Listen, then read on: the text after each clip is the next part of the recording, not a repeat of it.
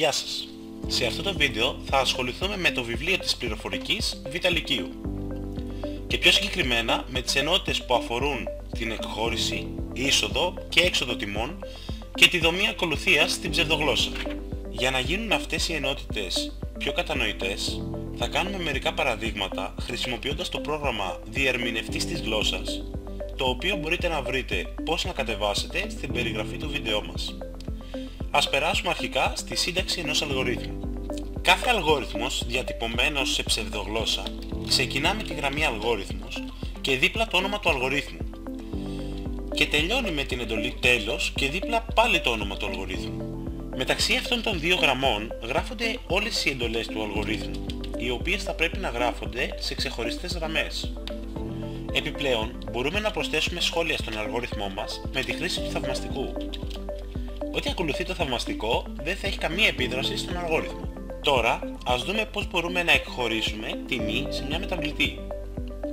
Η γενική μορφή της εντολής εκχώρησης είναι μεταβλητή, αριστερό βέλος, έκφραση.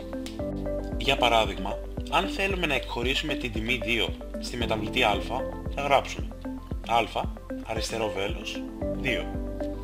Στα αριστερά από το βελάκι υπάρχει πάντα μόνο μια μεταβλητή, ενώ δεξιά μπορεί να υπάρχει σταθερά μεταβλητή ή έκφραση. Επίσης, η εκχώρηση τιμών μπορεί να γίνει και με τη μεταβλητή εισόδου διάβασε. Αυτή διαφέρει από την εντολή εκχώρησης γιατί οι τιμές των μεταβλητών της προσδιορίζονται κατά τη συγγραφή του αλγορίθμου, ενώ η εντολή διάβασε κατά την εκτέλεση του αλγορίθμου. Για την έξοδο τιμών χρησιμοποιούνται οι εντολές γράψε, εμφάνισε ή εκτύπωσε. Για παράδειγμα, αν θέλουμε να εμφανίσουμε τη μεταβλητή α, γράφουμε γράψε α. Τώρα, ας περάσουμε στην δομή ακολουθίας. Η τελευταία χρησιμοποιείται για να αντιμετωπίσουμε προβλήματα στα οποία οι εντολές εκτελούνται η μία μετά την άλλη, από πάνω προς τα κάτω. Για να το καταλάβουμε καλύτερα, ας περάσουμε σε ένα παράδειγμα. Έστω ότι θέλουμε να διαβάσουμε δύο αριθμούς και στη συνέχεια να υπολογίσουμε και να εμφανίσουμε το άθροισμά τους.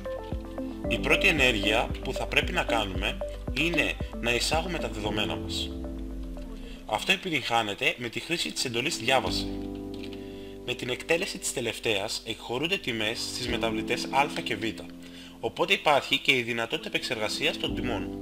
Στη συνέχεια προσθέτουμε τις μεταβλητές α και β και εκχωρούμε το αποτέλεσμα σε μία άλλη μεταβλητή, την σ.